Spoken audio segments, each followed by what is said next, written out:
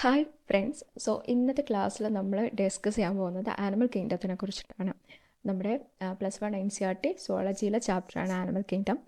നമ്മൾ കഴിഞ്ഞ ക്ലാസ്സുകളിൽ പ്ലാന്റ് കിങ്ഡത്തിൻ്റെ ബയോളജിക്കൽ ക്ലാസിഫിക്കേഷനെ കുറിച്ചിട്ട് പഠിച്ചു. ഓക്കെ, അപ്പോൾ ഇനി നമ്മൾ പഠിക്കാൻ പോകുന്നത് ആനിമൽ കിങ്ഡത്തിനെ എങ്ങനെയാണ് ക്ലാസിഫൈ ചെയ്തിരിക്കുന്നത് എന്നുള്ളതാണ്. ഓക്കെ, ഇപ്പോൾ പ്ലാന്റ്സിനെ പോലെ തന്നെ ഭൂമിയിൽ ഒരുപാട് ആനിമൽസും കാണപ്പെടുന്നുണ്ട്. അപ്പോൾ ഈ ആനിമൽസിനെ പഠിക്കുന്നതിന് വേണ്ടിയിട്ട് ആനിമൽസിനെ ഡിഫറെൻ്റ് ആയിട്ട് ക്ലാസിഫൈ ചെയ്തിരിക്കുന്നു. ഓക്കെ, പല പല ഗ്രൂപ്പുകളായിട്ട് ക്ലാസിഫൈ ചെയ്തിരിക്കുന്നു. ഓക്കെ, അപ്പോൾ നമ്മൾ എങ്ങനെയൊക്കെയാണ് ആനിമൽസിനെ ക്ലാസിഫൈ ചെയ്തിരിക്കുന്നത് എന്നുള്ളതാണ് ആനിമൽ കിങ്ഡത്തിൽ ഡിസ്കസ് ചെയ്യാൻ പോകുന്നത്. ഓക്കെ, ആനിമൽസിനെ ക്ലാസിഫൈ ചെയ്തിരിക്കുന്നതിൻ്റെ ബേസിക് ക്രൈറ്റീരിയാസ് എന്ന് പറയുന്നത് ഓക്കെ അറേഞ്ച്മെൻറ്റ് ഓഫ് സെൽസ്, ഇവരുടെ ബോഡിയിലുള്ള സെൽസിനെ ഏത് രീതിയിലാണ് അറേഞ്ച് ചെയ്തിരിക്കുന്നത്, അതുപോലെ തന്നെ ഇവരുടെ സിമ്മട്രി.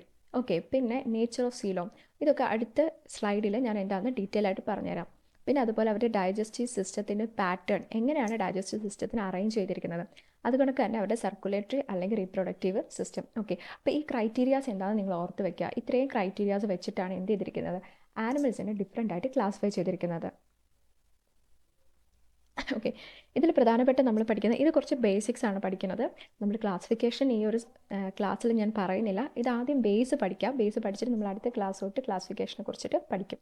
ഓക്കെ, അപ്പോൾ ബേസ് നമുക്ക് ആദ്യം പഠിക്കാം.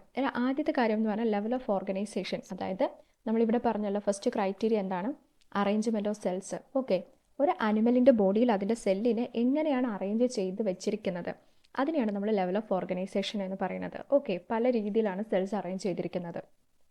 ഓക്കെ, അപ്പം ആനിമൽസ് നമുക്ക് എല്ലാവർക്കും അറിയാം എന്താണ്, മൾട്ടി സെല്ലുലാർ ആണ്. അതായത് ഒന്നിൽ കൂടുതൽ സെല്ലുകൾ ചേർത്തിട്ടാണ് ഉണ്ടാക്കിയിരിക്കുന്നത്. ഓക്കെ, അപ്പോൾ ഈ സെൽസിനെ പല രീതിയിലാണ് ആ ബോഡിയിൽ അറേഞ്ച് ചെയ്ത് വെച്ചിരിക്കുന്നത്.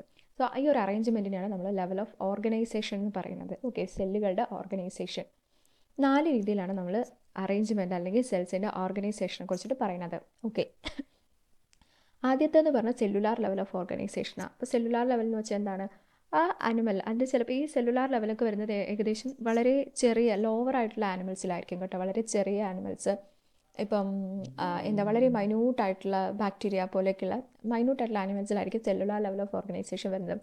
ഇവരുടെ ബോഡിയിൽ വെറും സെൽസ് മാത്രമേ ഉണ്ടാവുള്ളൂ. സെൽസ് മാത്രം എന്ത് ചെയ്തിരിക്കുകയായിരിക്കും, അറേഞ്ച് ചെയ്ത് വെച്ചിരിക്കുകയായിരിക്കും ചെയ്യുന്നത്.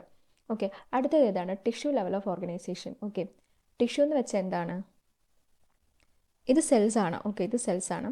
സെൽസ് ജോയിൻ ചെയ്തിട്ടുണ്ടാകുന്നതാണ് എന്തെന്ന് പറയുന്നത് ടിഷ്യൂ എന്ന് പറയുന്നത്. ഓക്കെ, അതായത് ഒരേ ഫംഗ്ഷനുള്ള സെൽസ് എല്ലാം കൂടി ചേർന്നിട്ടാണ് ഒരു ടിഷ്യൂ ഉണ്ടാകുന്നത്. ഇതിപ്പോൾ ഒരു ടിഷ്യൂ ആണെന്ന് വെച്ചോളൂ. അപ്പോൾ ഈ സെൽസിനെല്ലാം എന്തായിരിക്കും, ഒരേ ഫംഗ്ഷൻ ആയിരിക്കും, അല്ലെങ്കിൽ ഈ സെൽസ് എല്ലാം ഒരേ ജോലി ചെയ്യുന്നവരായിരിക്കും. ഓക്കെ, അപ്പോൾ ഈ ടിഷ്യൂ എന്താണ്, ഒരു സെയിം ഫംഗ്ഷന് വേണ്ടിയിട്ടുള്ള ഒരു ടിഷ്യൂ ആയിട്ട് മാറും. ഓക്കെ, അപ്പോൾ ടിഷ്യൂ ഇങ്ങനെ കുറേ ടിഷ്യൂസ് ചേർന്നിട്ട് എന്ത് ചെയ്യും, ബോഡി അടുക്കി വെച്ചിരിക്കുന്നതിനാണ് എന്തെന്ന് പറയുന്നത്, tissue level of organisation. Okay, cellular ലെവലിൽ സെല്ലുകൾ മാത്രമേ ഉണ്ടാവുള്ളൂ. ഒരേ ഫംഗ്ഷനുള്ള സെൽസ് ചേർന്നിട്ട് എന്തുണ്ടാവും, ടിഷ്യൂസ് ഉണ്ടാവും. ഇങ്ങനെ 1, 2, 3 ഇങ്ങനെ കുറേ ടിഷ്യൂസ് അടുക്കി വെച്ചിട്ടാണ് ബോഡി ഫോം ചെയ്തിരിക്കുന്നതെങ്കിൽ അതിനെ നമ്മൾ ടിഷ്യൂ ലെവൽ ഓഫ് ഓർഗനൈസേഷൻ എന്ന് പറയും. അടുത്തത് എന്താണ്, organ level of organisation. Organ എന്താണ്, ഈ ടിഷ്യൂസ് എല്ലാം കൂടെ ചേർന്നിട്ട് എന്തുണ്ടാവും, ഓർഗൻ ഉണ്ടാവും. ഇപ്പോൾ നമുക്കൊരു ഹാൻഡ് ആണ് വേണ്ടെങ്കിൽ എന്ത് ചെയ്യും, ഈ ഒരു ഹാൻഡ് ഉണ്ടാവുമെന്ന് വെച്ചോ. ഓക്കെ, ഈ ഹാൻഡ് എന്ന് പറഞ്ഞാൽ എന്താണ്, ഒരു ഓർഗനാണ്, ഒരു അവയവമാണ്. ഈ ഓർഗൻ ഉണ്ടായിരിക്കുന്ന എന്താ, ഇങ്ങനെ ഒരുപാട് ടിഷ്യൂസ് ചേർന്നിട്ടാണ്. മനസ്സിലായോ? ഓക്കെ, ഒരുപാട് ടിഷ്യൂസ് ചേർന്നിട്ടാണ് എന്തുണ്ടായിരിക്കുന്നത്, ഈ ഒരു ഓർഗൻ ഉണ്ടായിരിക്കുന്നത്. ഓക്കെ, അപ്പോൾ ആദ്യം സെല്ലുകൾ ചേർന്നിട്ട് സെല്ലുലാർ ലെവൽ വന്നു, പിന്നെ സെൽസ് ചേർന്നിട്ട് ടിഷ്യൂ ഉണ്ടായി, ടിഷ്യൂ ലെവൽ ഓർഗനൈസേഷനായി. ഇപ്പോൾ എന്തായി, ഓർഗൻ ലെവൽ ഓർഗനൈസേഷൻ. അതായത് ഒരുപാട് ടിഷ്യൂസ് ചേർന്നിട്ട് എന്തുണ്ടാകും, ഒരു ഓർഗൻ ഉണ്ടാകുന്നു. ഓക്കെ, അടുത്തത് ഓർഗൻ സിസ്റ്റം. ഏത് ഓർഗൻ സിസ്റ്റം എന്ന് വെച്ചാൽ എന്താ, ഒരുപാട് ഓർഗൻസ് ചേർന്നിട്ട് ഓർഗൻ സിസ്റ്റം ഉണ്ടാകുന്നു. ഓക്കെ, അപ്പോൾ ഓർഗൻസ് ചേർന്നിട്ട് ഓർഗൻ സിസ്റ്റം എന്ന് പറയുമ്പോൾ എന്താണ്, അതിൽ നമുക്ക് ഏത് ഓർഗൻസ് വേണമെങ്കിലും വരാം. ഓക്കെ, ഏത് ഓർഗൻസ് വേണമെങ്കിലും നമുക്ക് വരാം. ഓക്കെ, അപ്പോൾ നിങ്ങൾക്ക് 4 ടൈപ്പിലുള്ള ലെവൽ ഓഫ് ഓർഗനൈസേഷൻ മനസ്സിലായോ. ആദ്യം സെല്ലുകൾ ചേർന്നിട്ട് സെല്ലുലാർ ലെവൽ ഓഫ് ഓർഗനൈസേഷൻ, പിന്നെ ടിഷ്യൂ ലെവൽ ഓഫ് ഓർഗനൈസേഷൻ, അടുത്ത ഓർഗൻ ലെവൽ ഓഫ് ഓർഗനൈസേഷൻ, അടുത്ത എന്ത് ഓർഗൻ സിസ്റ്റം. ഓർഗൻ സിസ്റ്റം എന്ന് പറയുമ്പോൾ കുറേ ഓർഗൻസ് വരും. ഓക്കെ, ഒരു ഹ്യൂമൻ ഫുൾ ബോഡി, ഇപ്പോൾ ഹ്യൂമൻ ആണെങ്കിൽ ആനിമലിൻ്റെ ആണെങ്കിൽ ഫുൾ ബോഡി, കുറേ കൈകളുണ്ടാകും, കൈ, കാല്, പിന്നെ അതാണ് ബ്രെയിൻ വരാം, ഹെഡ് വരാം, അങ്ങനെ ഫുൾ ബോഡി അല്ലെങ്കിൽ ഒരു ഫുൾ ഓർഗനിസം ഫോം ചെയ്യുന്നതിനാണ് നമ്മൾ organ system level of organisation എന്ന് പറയുന്നത്. ഓക്കെ, അപ്പോൾ സെല്ലിൽ തുടങ്ങി എവിടെ എൻഡ് ചെയ്യും, ഒരു ഓർഗൻ സിസ്റ്റത്തിൽ എൻഡ് ചെയ്യും. ഓക്കെ, എപ്പോഴും ഓർത്തിരിക്കുക, സെല്ലുലാർ ലെവലൊക്കെ എന്തിലായിരിക്കും, ലോവർ ആയിട്ടുള്ള ആനിമൽസിലായിരിക്കും സെല്ലുലാർ ലെവൽ കാണുന്നത്. ഓക്കെ, ലോവർ ആനിമൽസിലായിരിക്കും സെല്ലുലാർ ലെവൽ ഓഫ് ഓർഗനൈസേഷൻ കാണുന്നത്. അതെ, സെല്ലുലാർ ലെവലിൽ cells are arranged in loose cells aggregate. Okay, ഇങ്ങനെ ലൂസ് ആയിട്ടുള്ള സെൽസ് ചേർന്നിട്ടാണ് അഗ്രിഗേറ്റ് ചെയ്തിട്ടായിരിക്കും സെല്ലുലാർ ലെവൽ ഉണ്ടായിരിക്കുന്നത്.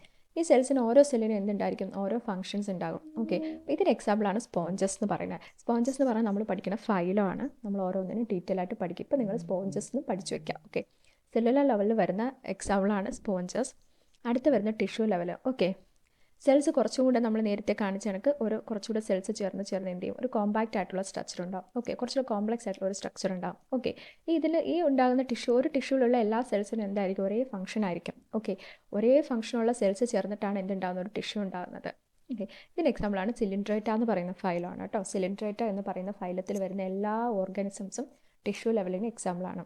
അടുത്ത ഓർഗൻ ലെവൽ. ഓക്കെ, ഇതുപോലെ ടിഷ്യൂസ് ചേർന്നിട്ട് എന്താണ്, നമ്മൾ നേരത്തെ കൈ ഉണ്ടായെന്ന് പറഞ്ഞില്ലേ, അങ്ങനെ ഒരുപാട് ടിഷ്യൂസ് ചേർന്നിട്ട് എന്തുണ്ടാവും, ഓർഗൻസ് ഉണ്ടാകും. അവയവം, ഓർഗൻ മീൻസ് അവയവം, ഓർഗൻ ലെവൽ ഉണ്ടാവും. ഓക്കെ, ഈ ഓർഗൻ എന്തുണ്ടാവും, ഡിഫറെൻറ്റ് ഫംഗ്ഷൻസ് ഉണ്ടായി. കൈക്ക് എന്ത് ഫംഗ്ഷനാണ്, കൈയുടെ ഫംഗ്ഷൻ ആയിരിക്കില്ല കാലിന് ഉണ്ടാവുക, അതിൻ്റെ ഫംഗ്ഷൻ ആയിരിക്കില്ല ബ്രെയിൻ ഉണ്ടാവുക. ഓക്കെ, അപ്പോൾ ഓർഗൻ ലെവൽ എന്ന് പറയുമ്പം എന്തുണ്ടാവും, ടിഷ്യൂസ് ചേർന്നിട്ടായിരിക്കും ഓർഗൻസ് ഉണ്ടാകുന്നത്. അത് ഓരോന്നിനും ഓരോ ഫംഗ്ഷൻ ആയിരിക്കും.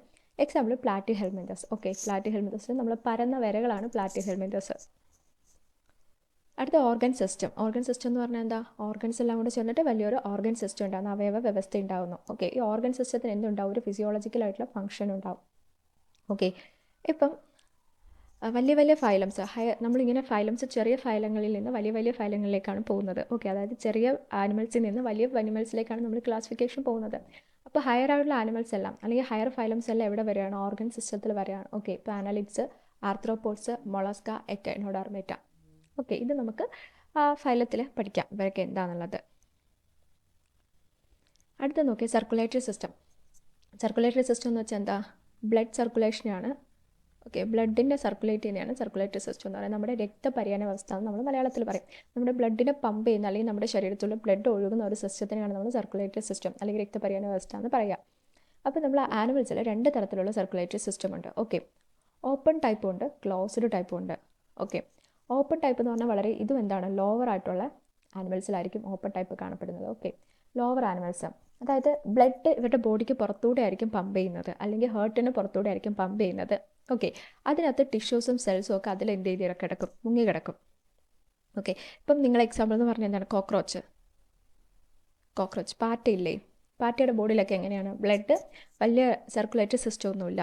അതിൻ്റെ ബോഡിയിൽ നമ്മൾ ആ പാറ്റേനെ പിടിച്ച് ഇപ്പോൾ പാറ്റ മരിച്ചു കഴിഞ്ഞാൽ അല്ലെങ്കിൽ ചത്തുപോയി കഴിഞ്ഞാൽ അതിൻ്റെ ബോഡിയിൽ ഇങ്ങനെ ഒരു വൈറ്റ് കളറാണ് അവരുടെ ബ്ലഡ്, അതിങ്ങനെ പുറത്തേക്ക് ഒഴുകി കിടക്കുന്നതാണ്. ഓക്കെ, ഇപ്പോൾ പാറ്റയുടെ ബോഡി അല്ലെങ്കിൽ കോക്രോച്ചിൻ്റെ ബോഡിയിലൊന്നും ഒരു ക്ലോസ്ഡ് ആയിട്ടുള്ള സർക്കുലേറ്ററി സിസ്റ്റം ഒന്നുമില്ല. അതിൻ്റെ എല്ലാ ഓർഗൻസും എന്ത് ചെയ്ത് കിടക്കുക, ബ്ലഡിനകത്ത് മുങ്ങിക്കിടക്കുക. ഓക്കെ, ഇതിനാണ് നമ്മൾ ഓപ്പൺ ടൈപ്പ് എന്ന് പറയുന്നത്.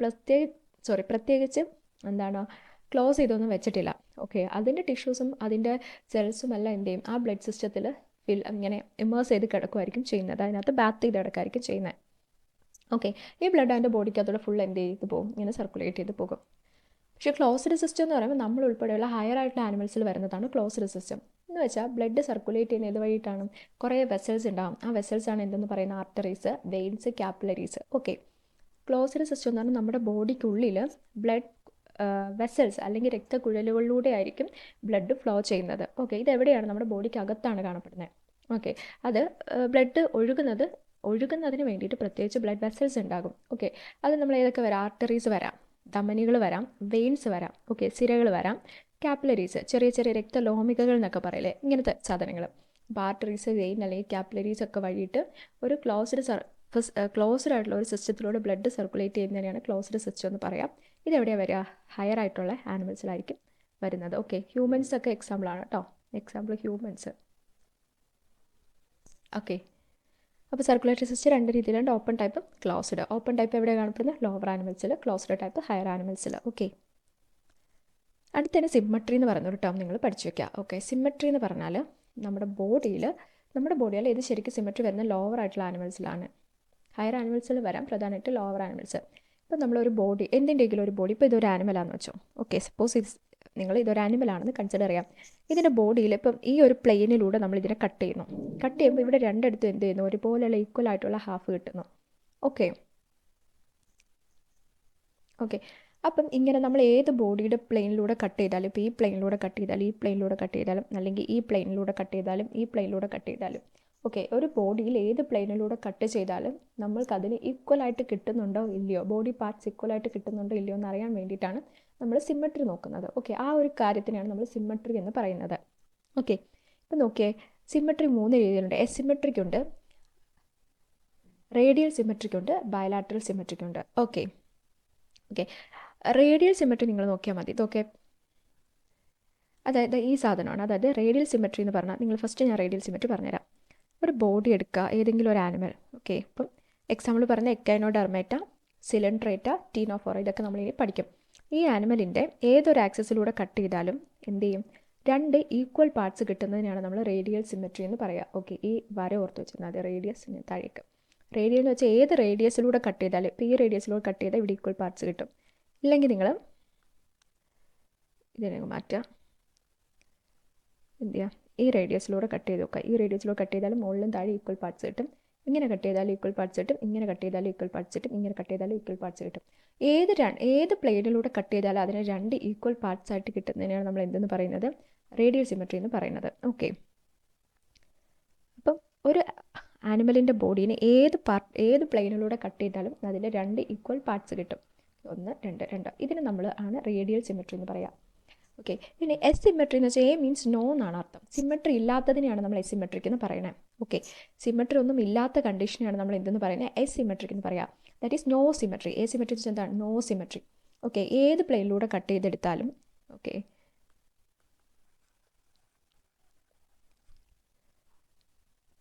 ഇപ്പോൾ ഇങ്ങനെ എന്തെങ്കിലും ഇരിക്കുക, ഇതൊരു അനിമലാണെന്ന് വിചാരിക്കാം. ഇപ്പോൾ ഏത് പ്ലെയിനിലൂടെ കട്ട് ചെയ്താലും സിമെട്രി, ഇത് ഈക്വൽ ആണോ, അല്ല. ഇങ്ങനെ കട്ട് ചെയ്യും, ഇത് ഈക്വൽ ആണോ, അല്ല. ഇങ്ങനെ കട്ട് ചെയ്യും, ഇത് ഈക്വൽ ആണോ, അല്ല.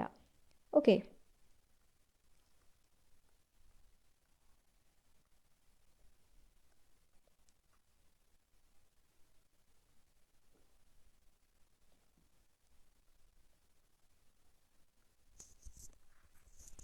ഇങ്ങനെ ഇരിക്കുന്ന ഒരു ആനിമൽ, ഇതിലൂടെ കട്ട് ചെയ്ത് ഈക്വൽ പാർട്സ് ഉണ്ടോ, ഇല്ല. ഇങ്ങനെ കട്ട് ചെയ്താൽ ഈക്വൽ പാർട്സ് ഇല്ല. ഓക്കെ, അപ്പോൾ ബോഡിയുടെ ഏതൊരു ആക്സിസിലൂടെ കട്ട് ചെയ്താലും ഒരിക്കലും ഈക്വൽ ഹാഫ് കിട്ടാത്ത ആനിമൽസിനെയാണ് നമ്മൾ എന്തെന്ന് പറയുക, എസിമെട്രിക് എന്ന് പറയുക. ഓക്കെ, അതിൽ എക്സാമ്പിൾ സ്പോഞ്ചസ് ആണ്. നിങ്ങൾ ഓർത്ത് വയ്ക്കുക, സ്പോഞ്ച് എന്ന് പറഞ്ഞാൽ നമ്മൾ ആദ്യം പഠിക്കുന്ന ഫൈലമാണ്. ആ ഫൈലത്തിൽ വരുന്ന ആനിമൽസ് ആണ് സ്പോഞ്ചസ്. അവരാണ് എന്തെന്ന് പറയുന്നത്, എസിമെട്രിക്. റേഡിയൽ സിമെട്രി എന്താണ്, ഏത് പ്ലെയിനിലൂടെ കട്ട് ചെയ്താലും 2 ഈക്വൽ പാർട്സ് കിട്ടും. ഒരു പ്ലെയിനിലൂടെ കട്ട് ചെയ്താലും ഒരു പാർട്സും ഈക്വൽ ആയിട്ട് കിട്ടാത്തവരെയാണ് നമ്മൾ എസിമെട്രിക് എന്ന് പറയുക. എ മീൻസ് ആബ്സെൻറ്റ് അല്ലെങ്കിൽ നോ എന്നാണ് അർത്ഥം. ഇപ്പോൾ എസിമെട്രിക് എന്ന് വെച്ചാൽ ഇവർക്ക് സിമെട്രി ഇല്ല. ഓക്കെ, ഇനി ബയലാട്രൽ സിമെട്രി എന്ന് പറഞ്ഞാൽ, ഓക്കെ,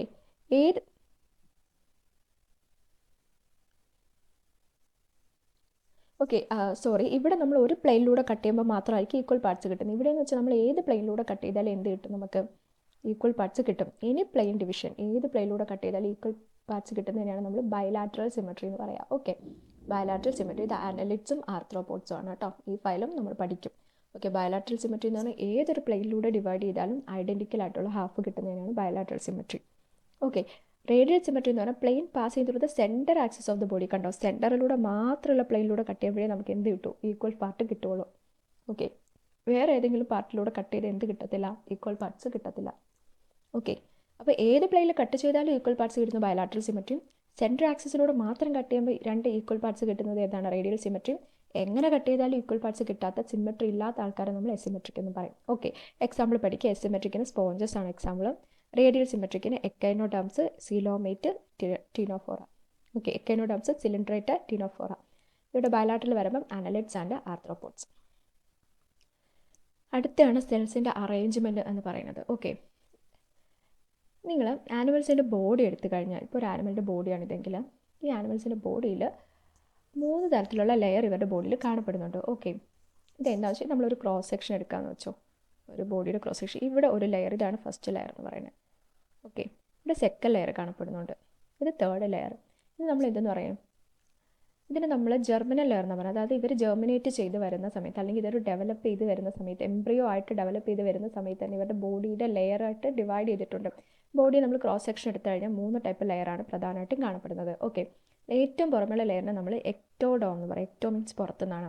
നടുക്കുള്ള ലെയറിനെ നമ്മൾ മീസോഡോം എന്ന് പറയും. ഓക്കെ, ഏറ്റവും അകത്തുള്ള ലെയറിനെ നമ്മൾ എൻഡോഡോം എന്ന് പറയും. ഓക്കെ, ഇപ്പോൾ ഏതൊരു ആനിമൽ എടുത്താലും അവരുടെ ബോഡി ഉണ്ടാക്കിയിരിക്കുന്ന ഈ 3 ജെർമിനൽ ലെയേഴ്സ് കൊണ്ടാണ്. ഓക്കെ, അല്ലെങ്കിൽ എംബ്രിയോണിക് ലെയേഴ്സ് എന്ന് പറയും. കാരണം എംബ്രിയോ ഉണ്ടായത് മുതൽ, നമ്മൾ എംബ്രിയോ ആയിരിക്കുന്ന സമയത്ത് മുതൽ നമ്മുടെ ബോഡി ഉണ്ടാക്കിയിരിക്കുന്ന ലെയേഴ്സാണ്, അല്ലെങ്കിൽ നമ്മുടെ ബോഡി ഉണ്ടാക്കിയിരിക്കുന്ന സെൽസ് ആണ്. ഓക്കെ, ഇതൊരു ലെയർ ഫോമിലാണ്. ഇതിന് നമ്മൾ ലെയർ ഫോമിലല്ല ഇരിക്കുന്നത്, നമ്മൾ ക്രോസ് സെക്ഷൻ എടുക്കുമ്പോൾ ലെയറായിട്ടാണ് കാണപ്പെടുന്നത്.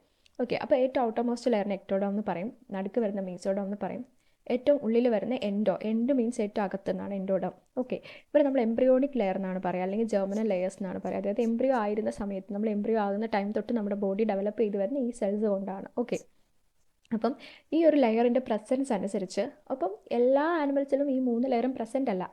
ഹയർ ആനിമൽസിൽ 3 ലെയറും പ്രസൻ്റ് ആണ്, ലോവർ ആനിമൽസിൽ അത്ര 3 ലെയറും പ്രസൻ്റ് അല്ല. ഓക്കെ, അപ്പോൾ ഈ 3 ലെയറിൻ്റെ പ്രസൻസോ ആബ്സെൻസോ അനുസരിച്ച് നമ്മൾ ആനിമൽസിനെ 2ആയിട്ട് ഡിവൈഡ് ചെയ്തിട്ടുണ്ട്. അതിലൊന്നാണ് ഡിപ്ലോബ്ലാസ്റ്റിക്, ട്രിപ്ലോബ്ലാസ്റ്റിക്. ഓക്കെ, ഡൈ എന്ന് മീൻസ് എന്താണ്? ഡൈ മീനിങ് 2 എന്നാണ്. ഓക്കെ, ട്രൈ മീൻസ് 3 എന്നാണ്. ഓക്കെ, 3 ലെയറും പ്രസൻ്റ് ആയിട്ടുള്ളവരെയാണ് നമ്മൾ, ഈ 3 ലെയറും പ്രസൻ്റ് ആയിട്ടുള്ളവരെ ട്രിപ്ലോബ്ലാസ്റ്റിക് എന്ന് പറയും.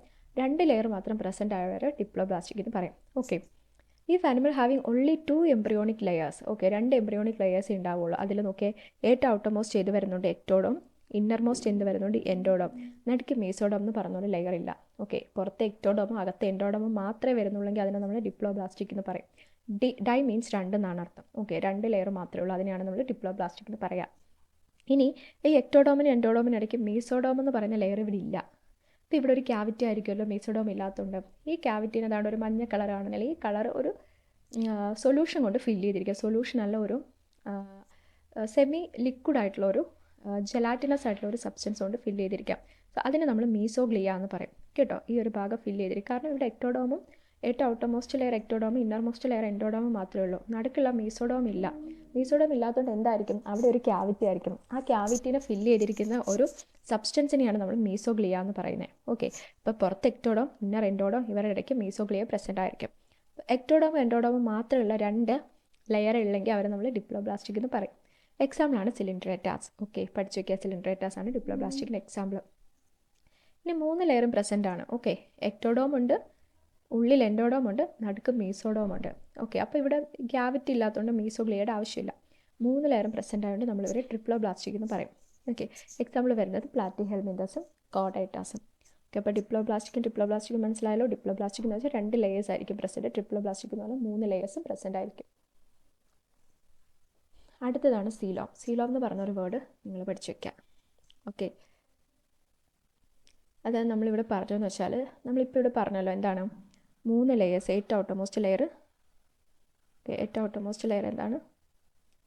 എക്ടോഡോം, ഉള്ളിൽ എന്തുണ്ട്? എൻഡോഡോം. ഇവിടെ എന്താണ് ഈ ഒരു ക്യാവിറ്റീനെ എന്താ പറയുക? നമ്മളിവിടെ മീസോഡോം ഇല്ലാത്ത ഒരു ക്യാവിറ്റീനെ നമ്മൾ എന്തെന്ന് പറയുന്നത്? സീലോം. ഇവിടെ മീസോഡോം ഇല്ല. അപ്പം മീസോഡോം ഇല്ലാത്തതുകൊണ്ട് ഇവിടെ എന്ത് ചെയ്യും? മീസോഗ്ലിയ കൊണ്ട് ഫില്ല് ചെയ്ത് വെക്കും. ഓക്കെ, അപ്പം എക്ടോഡോമും എൻഡോഡോമും മാത്രം ഇല്ലെങ്കിൽ നടുക്കൊരു ക്യാവിറ്റി ഫോം ചെയ്യും. ഓക്കെ, ഇവിടെ മീസോഡോം ഇല്ലാത്തതുകൊണ്ട് അവിടെ ഒരു ക്യാവിറ്റി ഉണ്ട്. ആ ക്യാവിറ്റീനെ നമ്മൾ സീലോം അല്ലെങ്കിൽ ബോഡി ക്യാവിറ്റി എന്ന് പറയും. ഓക്കെ, ഇതെവിടെയാണ് കാണപ്പെടുന്നത്? ഗട്ടിൻ്റെ വാളിലാണ്. ഗട്ടെന്ന് വെച്ചാൽ എന്താ? നമ്മളെ അലിമെൻ്ററി കനാൽ എന്ന് പറയും. ഇത് നമ്മൾ മലയാളത്തിൽ അന്നനാളം, നമ്മുടെ ആഹാരം താഴേക്ക് ഇറങ്ങുന്ന അലിമെൻ്ററി കനാൽ അല്ലെങ്കിൽ അന്നനാളത്തിനെ നമ്മളൊരു ക്രോസ് സെക്ഷൻ, അതായത് നമ്മുടെ ഒരു മനുഷ്യൻ്റെ വായാണെന്ന് വെച്ചോ നിങ്ങൾ. ഓക്കെ, ഈ വായിൽ നിന്ന് ആഹാരം ഇങ്ങനെ താഴേക്ക് പോകുന്ന ഒരു കുഴലുണ്ട്. ഇതിനെ നമ്മൾ അലിമെൻ്ററി കനാൽ എന്ന് പറയാം. ഈ അലിമെൻ്ററി കനാലിൻ്റെ ക്രോസ് സെക്ഷൻ എടുക്കും. Okay, alimentary canal also called gut. ഈ അലിമെൻ്ററി കനാലിൻ്റെ ക്രോസ് സെക്ഷൻ ഇങ്ങനെ എടുക്കുന്ന സമയത്ത്, ഓക്കെ, ഇതിൻ്റെ ക്രോസ് സെക്ഷൻ എടുക്കുമ്പോൾ ഉണ്ട് ഇങ്ങനെ അലിമെൻ്ററി കനാലിൻ്റെ ക്രോസ് സെക്ഷൻ എടുക്കുമ്പോൾ ഏറ്റവും ഔട്ടർമോസ്റ്റ് എക്ടോഡോമും ഉള്ളിൽ എൻഡോഡോമം ഉണ്ടാവുള്ളൂ. നടുക്ക് മീസോഡോം ഇല്ലാത്തതുകൊണ്ട് ഇവിടെ ഒരു ക്യാവിറ്റി ഉണ്ടാവും. ഓക്കെ, ഈ ക്യാവിറ്റീനെയാണ് നമ്മൾ സീലോം എന്ന് പറയുന്നത്. ഓക്കെ, എവിടെയാണ്? ഗട്ട് വാള്. ഗട്ട് അല്ലെങ്കിൽ അലിമെൻ്ററി കനാൽ, നമ്മുടെ അന്നനാളത്തിൻ്റെ ആഹാരം ഉള്ളിലേക്ക് ഇറങ്ങി പോകുന്ന അന്നനാളത്തിൻ്റെ ക്രോസ് സെക്ഷൻ, അന്നനാളത്തിനെയാണ് നമ്മൾ അലിമെൻ്ററി കനാൽ അല്ലെങ്കിൽ ഗട്ട് എന്ന് പറയാം. ഇവിടെ ക്രോസ് സെക്ഷൻ എടുക്കുമ്പോൾ ഇവിടെ എന്തുണ്ടാവില്ല? മീസോഡോം ഇല്ലാന്നുണ്ടെങ്കിൽ ഇവിടെ ഒരു ക്യാവിറ്റി ഉണ്ടാവും. ഓക്കെ, ആ ക്യാവിറ്റി പ്രസൻ്റ് ആണോ അല്ലയോ എന്നനുസരിച്ചിട്ടാണ് നമ്മൾ 3 രീതിയിൽ ക്ലാസിഫൈ ചെയ്തിട്ടുണ്ട്. ഈ ക്യാവിറ്റീനെ നമ്മൾ എന്തെന്ന് പറയും? സീലോം എന്ന് പറയും. ക്യാവിറ്റി ഉള്ളവരെ നമ്മൾ സീലോമേറ്റ് എന്ന് പറയും. ഓക്കെ, എന്ന് വെച്ചാൽ ഇവിടെ എന്തുണ്ട്? ഒരു ക്യാവിറ്റി ഉണ്ട്. ഓക്കെ, അവിടെ എന്തുണ്ടാവുള്ളൂ? എക്ടോഡോമും എൻഡോഡോമും മാത്രമേ ഉണ്ടാവുള്ളൂ. ഈ ഒരു ക്യാവിറ്റി പ്രസൻ്റ് ആയിരിക്കും. സോ അവരെ നമ്മൾ സീലോമേറ്റ്, സീലോം ഉള്ളവരെ സീലോമേറ്റ് എന്ന് പറയും. Example annelids, mollusca, arthropoda, echinoderms, hemichordata, കോഡേറ്റ. ഓക്കെ, ഇതൊക്കെ കുറച്ച് ഹയർ ആനിമൽസ് ആണ് കേട്ടോ. Annelids, mollusca, arthropoda, echinodermata, hemichordata, കോഡേറ്റ. അടുത്ത് വരുന്ന സ്യൂഡോ സീലോമേറ്റ്. ഓക്കെ, നിങ്ങൾ ഈ സീലോമേറ്റ് എന്താണെന്ന് പഠിക്കുക. സീലോമേറ്റും സീലോമേറ്റും പഠിക്കുക. സീലോമേറ്റ് എന്ന് വെച്ചാൽ സീലോം ഉള്ളവരെയാണ് നമ്മൾ സീലോമേറ്റ് എന്ന് പറയാം. സീലോമേറ്റ് എന്ന് വെച്ചാൽ ഇത് ആബ്സെൻ്റ്. മീൻസ് എപ്പോഴും ഞാൻ പറഞ്ഞിട്ടുണ്ട് എന്താണ്? നോ അല്ലെങ്കിൽ ആബ്സെൻ്റ് എന്നാണ് അർത്ഥം. സീലോമേറ്റ് എന്ന് വെച്ചാൽ ബോഡി ക്യാവിറ്റി ആബ്സെൻ്റ് ആണ്. ഓക്കെ, അത് എക്സാമ്പിളാണ് പ്ലാറ്റിഹെൽമിന്തസ്. ഓക്കെ, എന്ന് വെച്ചാൽ ബോഡി ക്യാവിറ്റി ഇല്ല. അവിടെ എക്ടോഡോമോ എൻഡോഡോമോ മീസോഡോമോ എല്ലാം ഉണ്ടാവും, ക്യാവിറ്റി ആയിട്ട് ഉണ്ടാവില്ല. ഇനി നടുക്ക് വരുന്ന ഒരാളാണ് സ്യൂഡോ സീലോമേറ്റ്. ഓക്കെ, ഇവരുടെ ബോഡി ഇത് കണക്ക് ക്യാവിറ്റി ഉണ്ടോയെന്ന് ചോദിച്ചാൽ ഇത് എക്ടോഡോമ്, ഇതെന്താണ് എൻഡോഡോമ്. ക്യാവിറ്റി ഉണ്ടോയെന്ന് വെച്ചാൽ ഉണ്ട്, പക്ഷെ അവിടെ എന്തുണ്ടായിരിക്കും, മീസോഡോമിനെ പാച്ചസ് ആയിട്ടാണ് ഫില്ല് ചെയ്ത് വെച്ചിരിക്കുന്നത്. ഓക്കെ, ഇതൊരു ക്യാവിറ്റി, ഇത് എക്ടോഡോമ്, നടുക്ക് എൻഡോഡോമ. ഈ നടുക്ക് എന്തുണ്ട്, ക്യാവിറ്റി ഉണ്ടോ എന്ന് വെച്ചാൽ ക്യാവിറ്റി ഉണ്ട്, എന്നാൽ ക്യാവിറ്റി ഇല്ല എന്ന് വെച്ചാൽ ക്യാവിറ്റി ഇല്ല. ഇവിടെ എന്ത് ഇങ്ങനെ മീസോഡോമിനെ പാച്ചസ് ആയിട്ട് എന്ത് ചെയ്തിരിക്കുക, ഫില്ല് ചെയ്ത് വെച്ചിരിക്കുക. അതുകൊണ്ട് ക്യാവിറ്റി ഉണ്ടോ എന്ന് വെച്ചാൽ ക്യാവിറ്റി ഉണ്ട്, എന്നാൽ ക്യാവിറ്റി ഇല്ലേ എന്ന് വെച്ചാൽ ക്യാവിറ്റി ഇല്ല. സോ ഇങ്ങനൊരു അതായത് ഉണ്ടോ എന്ന് കൺഫേം അല്ല, ഇല്ലേ എന്ന് നമുക്ക് പറയാൻ പറ്റില്ല. ഈ ഒരു കാര്യത്തിന് എന്താണ്, നമുക്ക് ഉണ്ട് എന്ന് പോലെ തോന്നിക്കും. ഓക്കെ, അതിനെയാണ് നമ്മൾ സ്യൂഡോ സീലോമെറ്റ് എന്ന് പറയുന്നത്. സ്യൂഡോ മീൻസ് കള്ളത്തരം എന്നാണ് അർത്ഥം. ഓക്കെ, ഫോൾസ് എന്നാണ് അർത്ഥം. സ്യൂഡോയുടെ മീനിങ് എന്താണ്, ഫോൾസ് എന്നാണ് അർത്ഥം. ശരിക്കും ഉണ്ടാവില്ല, പക്ഷെ ഉള്ളതുപോലെ എന്ത് ചെയ്യും നമുക്ക് തോന്നും. അതിനെയാണ് നമ്മൾ സ്യൂഡോ എന്ന് പറയുക. അപ്പോൾ ഈ ഇതിൻ്റെ പ്രശ്നം എന്താണ്, ഇവിടെ സ്യൂഡോ സീലോമെറ്റ് എന്ന് വെച്ചാൽ ഇവിടെ ക്യാവിറ്റി ഉണ്ടോ എന്ന് വെച്ചാൽ ഉണ്ടോ, ഇല്ല.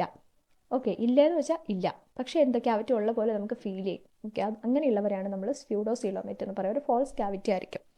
ഓക്കെ, എക്സാമ്പിൾ എന്ന് പറഞ്ഞാൽ അഷൽമിന്തസ് ആണ് എക്സാമ്പിൾ. ഓക്കെ, ഇതൊക്കെ വേംസ് ആണ്. അഷൽമിന്തസ് ഒക്കെ നമുക്ക് അടുത്ത ക്ലാസ്സിൽ പഠിക്കാം. ഇനി ഒരു കാര്യമാണ് സെഗ്മെൻറ്റേഷൻ. സെഗ്മെൻറ്റേഷൻ എന്ന് പറഞ്ഞാൽ നിങ്ങൾ കണ്ടിട്ടുണ്ടാവും. ഇതിപ്പോൾ നമ്മൾ മണ്ണിര എർത്തുവം എടുക്കുക, എർത്തുവിൻ്റെ ബോഡി സെഗ്മെൻ്റായിട്ട് ഉണ്ടാക്കി വെച്ചിരിക്കുന്നുണ്ട്. ഇതിനാണ് ബോഡിയുടെ സെഗ്മെൻറ്റേഷൻ എന്ന് പറയുന്നത്. എർത്തുവം മാത്രമല്ല, ഒരുപാട് വേംസിൽ ബോഡി സെഗ്മെൻറ്റേഷനായിട്ട് കാണിക്കുന്നുണ്ട്. ഓക്കെ, എന്താണ്, ബോഡി പല പല സെഗ്മെൻ്റായിട്ട് റിപ്പീറ്റഡ് ആയിട്ടുള്ള യൂണിറ്റുകളായിട്ട് സെഗ്മെൻറ്റഡ് ആയിട്ട് ഡിവൈഡ് ചെയ്തിരിക്കുന്നു. ഓക്കെ, ഇങ്ങനെ സെഗ്മെൻറ്റേഷൻ കാണിക്കുന്ന പ്രോസസ്സിനെയാണ് മെറ്റാമെറസം എന്ന് പറയും. ഓക്കെ, സെഗ്മെൻറ്റ്സിന് നമ്മൾ വേറൊരു പേര് പറയും മെറ്റാമിയർ. സെഗ്മെൻറ്റ് അറിയപ്പെടുന്ന മറ്റൊരു പേരാണ് മെറ്റാമിയർ. ഇങ്ങനെ സെഗ്മെൻറ്റേഷൻ കാണിക്കുന്ന പ്രോസസ്സ്, ആ ഒരു ഫിനോമിനേനെ നമ്മൾ എന്തെന്ന് പറയും, ആ ഒരു പ്രതിഭാസത്തിന് മെറ്റാമെറസം എന്ന് പറയും. ഇതാരാ കാണിക്കുന്നത്, എർത്തുവമാണ് കാണിക്കുന്നത്. ഓക്കെ, ഇപ്പോൾ മെറ്റാമെറസം എന്താണെന്ന് മനസ്സിലായല്ലോ. എന്താണ്, ബോഡി സെഗ്മെൻ്റായിട്ട് ഡിവൈഡ് ചെയ്ത് വെച്ചിരിക്കുന്നു. ആരാണ് ഡിവൈഡ് ചെയ്തിരിക്കുന്നത്, എർത്തുവമാണ് നമ്മൾ എക്സാമ്പിൾ പറയുന്നത്. എർത്തുവം പോലെ സെഗ്മെൻറ്റേഷൻ കാണിക്കുന്ന ഒരുപാട് വേറെ ആനിമൽസ് ഉണ്ട്. ഓക്കെ, ഈ സെഗ്മെൻറ്റ്സിന് നമ്മൾ പറയുന്ന മറ്റൊരു പേരാണ് മെറ്റാമിയർ.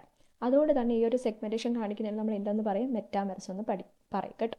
മെറ്റാമെറസം നിങ്ങൾ ഓർത്ത് വയ്ക്കുക, എപ്പോഴും പരീക്ഷയ്ക്ക് ചോദിക്കുന്നതാണ്. മെറ്റാമെറസം കാണിക്കുന്ന ആനിമൽ ഏതാണെന്ന് ചോദിക്കും, അല്ലെങ്കിൽ എന്താണ് മെറ്റാമെറസം എന്ന് പറയും ചോദിക്കും. അപ്പോൾ നിങ്ങൾ ഈ പടവരച്ചിൽ എഴുതണം. അടുത്ത നോട്ടോക്കോഡ്.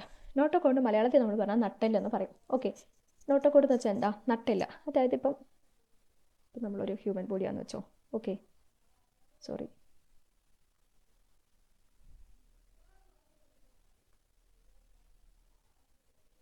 ഹ്യൂമൻ ബോഡിയാണെന്ന് വെച്ചോ.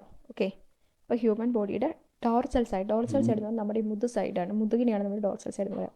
ഇവിടെ എന്തുണ്ട്, താഴേക്കൊരു നട്ടലുണ്ട്. നമ്മൾ ബ്രെയിനിൻ്റെ താഴെ നിന്ന് സ്റ്റാർട്ട് ചെയ്യുന്ന ഒരു നട്ടല്. ഇവിടെ ഇങ്ങനെ സെഗ്മെൻറ്റ്സ് ആയിട്ട് ഇതിനെ ഡിവൈഡ് ചെയ്തിട്ടുണ്ട്. ഓക്കെ, ഇതിനാണ് നമ്മൾ എന്തെന്ന് പറയുന്നത്, നോട്ടോക്കോഡ് എന്ന് പറയുന്നത്.